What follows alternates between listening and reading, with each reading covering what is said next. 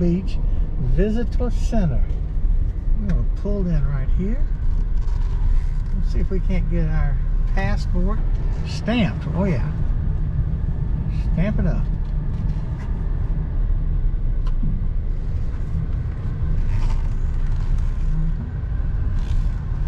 Oh yeah, here we go.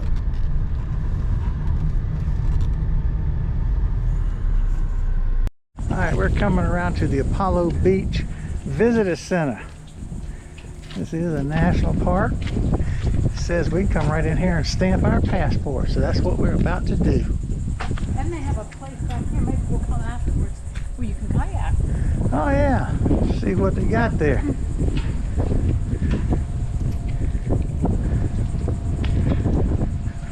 Gateway. Alright, you ready to walk in? I am. Alright, here we go. And there it is, right there in the corner, isn't it? Yeah. How about them apples? Alright.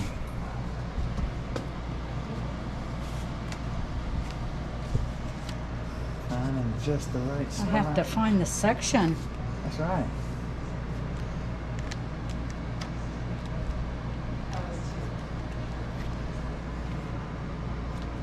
Not the Mid-Atlantic.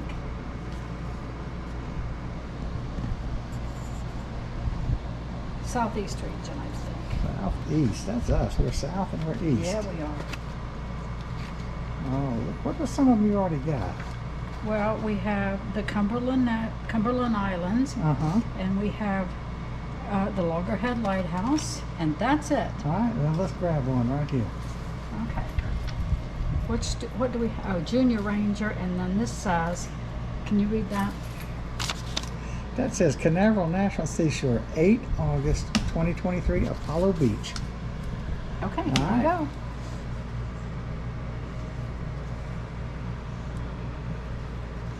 All right.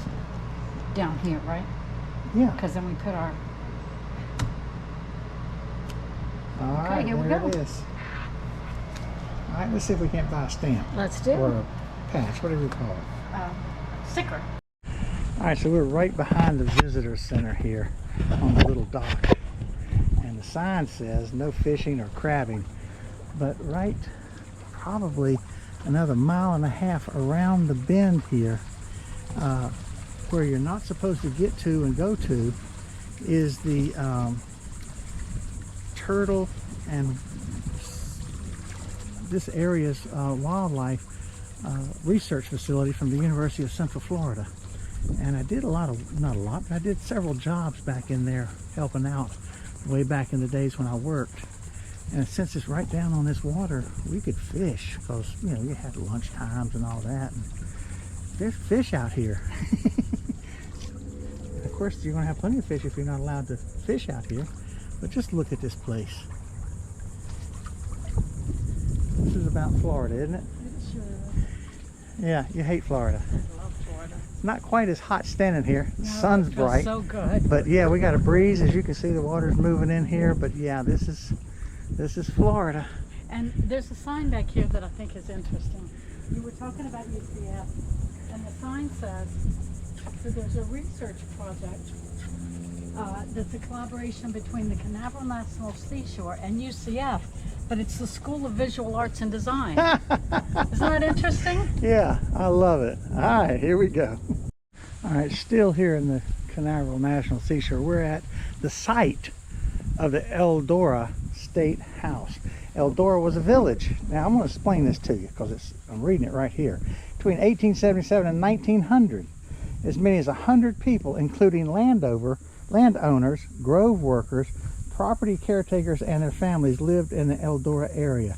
Now, do we need to translate that? Landowners, I'm thinking that the grove workers and the property caretakers probably weren't here by choice. For centuries, this place stayed around, and there's nothing remaining of it today. But we're going to walk back there and see the site of all of it. And at the end, there is another little dock that crabbing and fishing is allowed on. So we're going to take the 200 or 300 yard walk back here to see what remains of this place.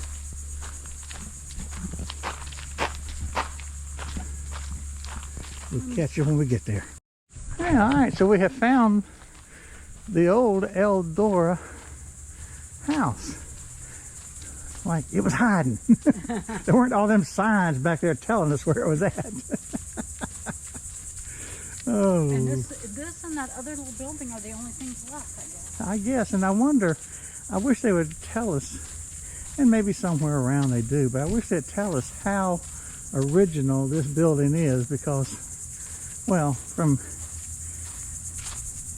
the town kind of lost its steam in 1877. I don't think much of this is from 1877. Not with the hurricanes that we've had since then. Oh no, and not looking at the brickwork and all down here. That's not 1877 brickwork. Oh, and I don't think they'd have all of the electric power panels and all from back then. But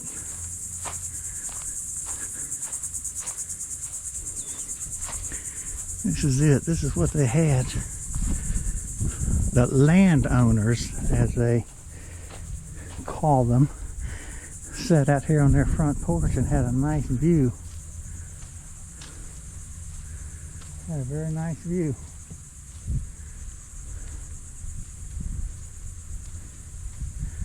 It's open from 12 o'clock to 4 o'clock, and it's about the time, so it should be open, but there's no cars, there's nobody here, so I'm going to go with, I'm not going in there.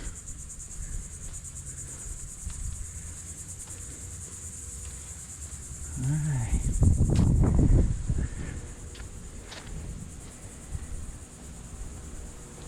So that now serves as a museum. Yeah, it says it's open from 12 to 4, but there's nobody in it. It tells that it's been renovated. Yeah. Alright, well there you go. Perfect. Yeah, so the walk is pretty cool because you see these old oak trees, and look at the fern and the moss and all growing on it. Look up there. Is that crazy or what? It's beautiful. That's where the fairies live. You got that right. Look at the Spanish moss right past this green ferns and all growing. That's unbelievable.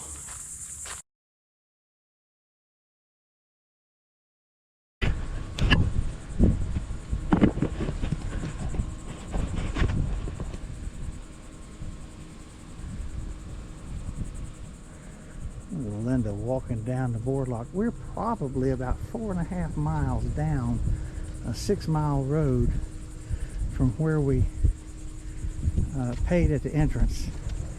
This is a one-way deal. It goes in, makes 6 miles, and then you turn around and go right back out. But wow, it's just totally coastal Florida.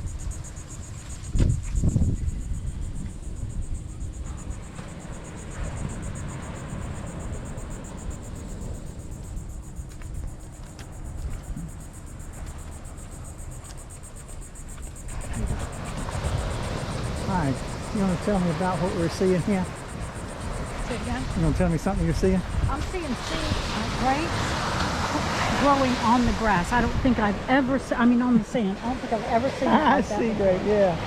So this is it. See, people have paid their entry fee to the national park, and look how uncrowded it is. And look at the watercolors. This is just, isn't this nice? And it's free parking. Yeah.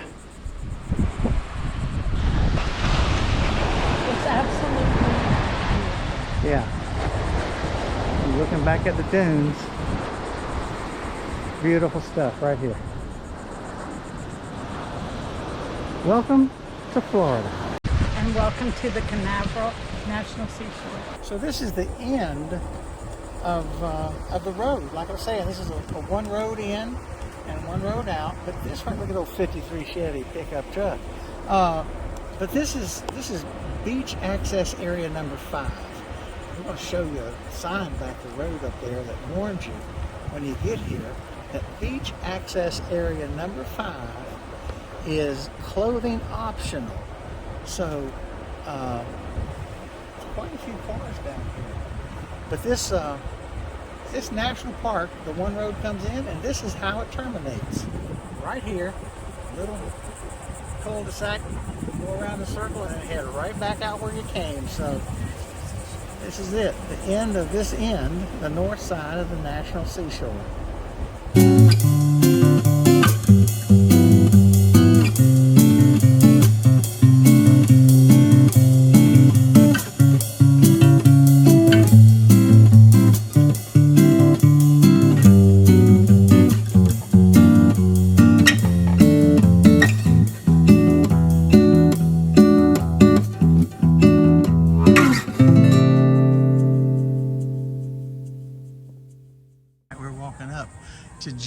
to Captain JB's fish camp. They says right there, JB's fish camp. There's the beach right there. This is an old place. I don't know how old, but they have it all. But for today, what we want is something to drink because it's hot, and we want something to eat because we're just a little bit hungry. Yeah, we are. You buy into that? Yes. All right. Let's walk on in here and have it. What you got there? I have a pina colada. Pina colada on a Tuesday afternoon here at JB's. This is what the place looks like. Or here, eating area back there. I'm going to go out and get my regular glasses out. But... Right? Yeah.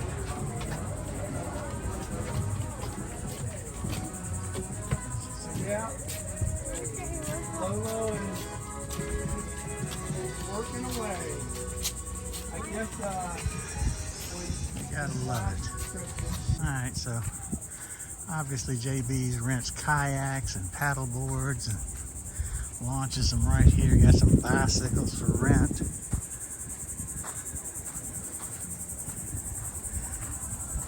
Picnic tables with umbrellas and a stage up here.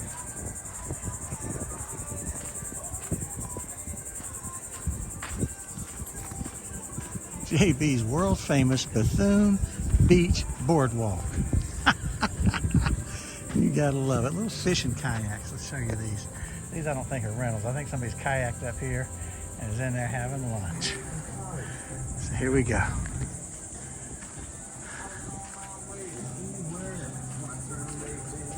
Alright, coming back in the side. Alright, so we're going into the old sugar mill.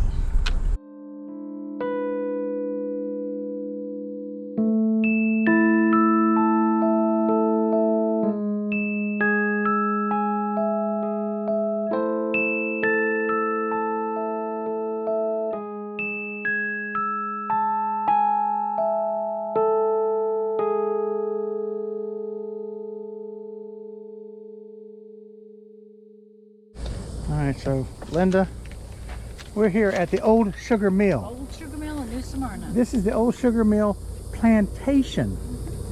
And basically, it is not an old Spanish mission. Right. A lot of people kept thinking that this was an old Spanish mission. In fact, this thing was bought in the early 1900s. They were thinking that it was an old Spanish mission they were going to bring up, but it is an old sugar plantation. All right, right here is a sign, and the sign says that the Kruger De Peister Sugar Mill. The De Peisters came here and bought 600 acres of this property around here, and were growing sugar cane. And of course, just like any plantation, I don't know. I was born here in the South and raised well aware of the way people were treated and the way they were done. But you know, every time I thought of it growing up, it was cotton. But what we have down here is not cotton. This was sugar cane, but it was worked by enslaved people. Well, they built this place in 1830. What's left here is the milling part. Nothing of the plantation housing and all is left, but this is parts of the milling. But in 1835, at the Second Seminole War, Seminole Indians decided to come in here and take care of some business. And guess what? They were assisted and aided by the enslaved people that were working this plantation. And the plantation went down 1835, so this was a 5-year deal. So all these remains are the remains of 5 years of development and use, and then gone and never happened again. So we'll just walk right around here and show it.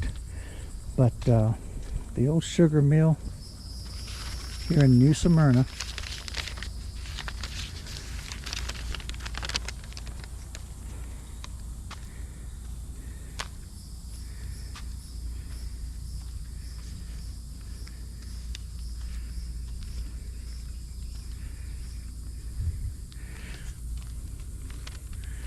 But the end of it came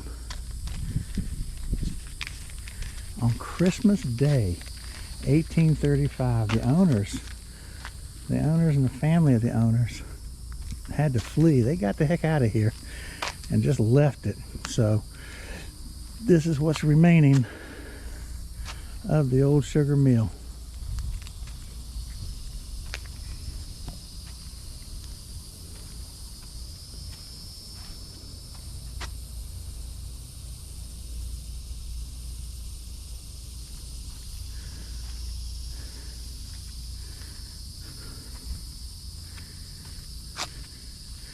There are placards here, and there's explanations for what all of this is, how the water come around and how it filtered down, and how they actually worked the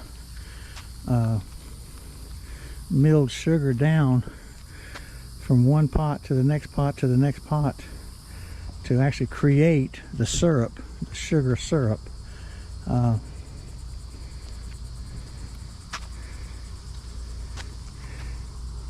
This one gives you an idea of what we were looking at back here and how it worked. But again, it's just an idea, because again, this thing ended in 1835, and there's nobody around knows exactly how they were processing this stuff, but that would be the processing procedure, and so they've set things up and made it look like that's exactly what they were doing here. The old sugar mill, New Smyrna Beach, Florida.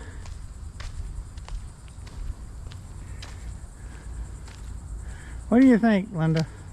Super cool. Very interesting. Yeah.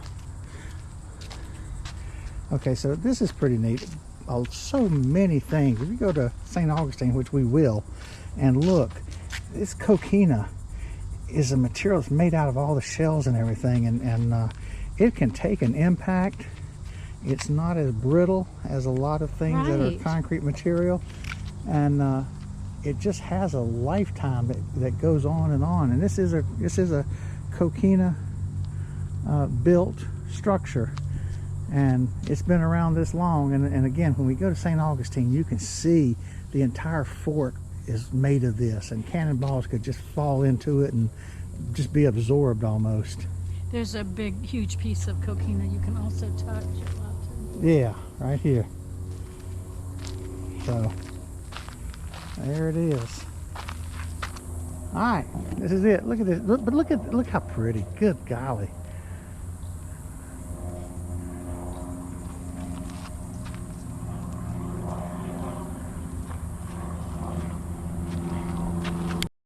Okay, so right here, this is where they would crush the cane to extract the juice, the cane juice. But a big beam would come through here, out here, out here, hook horses to it. The horses would go around, and they would simply bring the canes through there and extract the juices. But this right here, according to this sign, this was not on this site. This was brought in This would have been a local single family or small community cane squeezer. Here at the Kruger de Peister, it was a steam driven crusher that was huge. This was a commercial deal here, and the ones that they brought in, this was not from this site, but the ones that were brought in there and right back here, we'll look at it, were used for very small scale production. Not a big commercial thing like this, but again, right through here, you put the canes in right up here. Beam across there would allow the horses to be hooked to it, and then right here is where the juice would flow out, and then they would start processing that into sugar syrup. But that's it right there. Just come right in and turn these things, send the stalk back out the other side, squished, and the juice would come out right there. But that's the concept of what they had here. But they had a big steam driven one here. Some of those tracks that you saw on the backside back there was where the water came down and fed the steam turbine. So, but that's it. Here we are. But the park itself, look at this nice park, though. Seriously. All around it, a lot of sable palms, and it's just gorgeous. Yeah. And you saw the entrance off of Mission Road up there. Mm-hmm. Just kind of hidden. You have to be looking. You have to be knowing where you're going to. It's not going to just pop up and say, "Oh, there it is."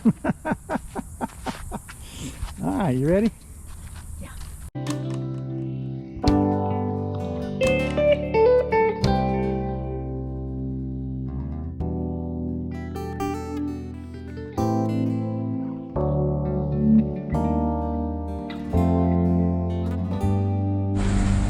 Right there is Flagler Avenue. We're about 800 feet, we said, off at Flagler. Yeah. And we're walking down Columbus. We're going to walk down here about 200 feet. Yeah. And we're going to show you something way cool. Just off the river here in New Smyrna.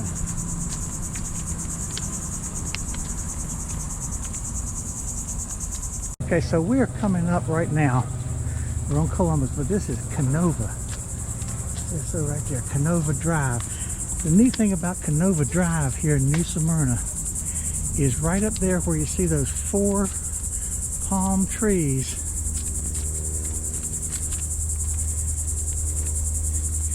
Is the grave of Charles Emmett. All right. Dummett, D-U-M-M-E-T-T, Dummett. Charles Dummett. Charles Dummett was born in 1844, and he died right here. He died right in this spot in 1860, and his dear father was a prominent businessman in this area. We'll just tell you the whole story. There's no need to sugarcoat it.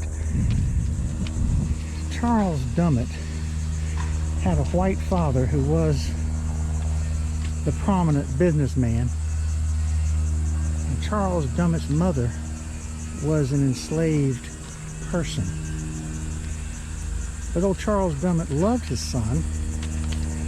And when he was killed in a hunting accident, or whatever took his life, the official version is a hunting accident, Charles Dummett said, "We're going to bury him where he died, where we found him." And this is exactly where they found him. So in the 1960s, he died in 1860, but in the 1960s, when they're putting in Canova Road, they come down through here, and there's Columbus, and there's the next street up. Well,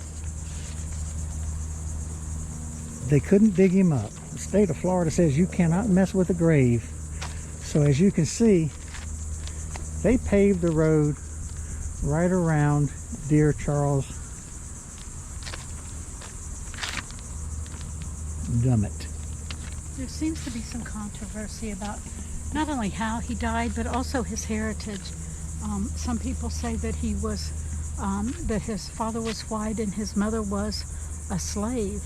And some people say that's not true. So there is some controversy about his heritage. But I think the takeaway is his grave is respected, and I love that. That's right. Cool. Did you read anything about the significance of the dog? No, the dog was put there by an artist, a local artist, in later. I mean, like in the 70s or 80s. The dog has just been added, and I'll show you that dog again.